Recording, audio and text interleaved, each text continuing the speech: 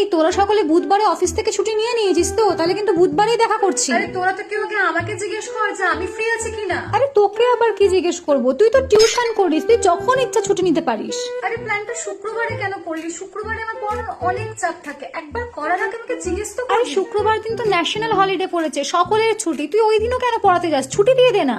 আরে তোরা ফেব্রুয়ারিতে ঘোরার প্ল্যানটা করিস না, সেই সময় আমাজনের ফাইনাল এক্সাম চলে। তোরা মার্চের লাস্টের দিকে কর, আমার কোনো সমস্যা নেই। আরে ভাই, অনেক আগে থেকে ছুটির জন্য অ্যাপ্লাই করে রেখেছিলাম, আর তাছাড়া সারা বছর তো পড়া, সেই সময় ছুটি নিয়ে নিবি, কি হবে? টিউশনই তো করিস।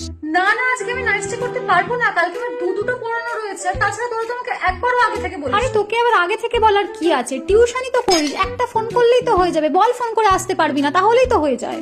ভাই তোরা কিছু প্ল্যান করার আগে কেন আমাকে জানাস না? অ্যাটলিস্ট আমায় জিজ্ঞেস তো করবি আমি ফ্রি আছি কিনা। কারণ ভাই তুই টিউশন করিস, তুই তো নিজের মর্জির মালিক, যখন ছুটি দিবি তখন ছুটি, তোকে আবার আগে থেকে বলার কি আছে?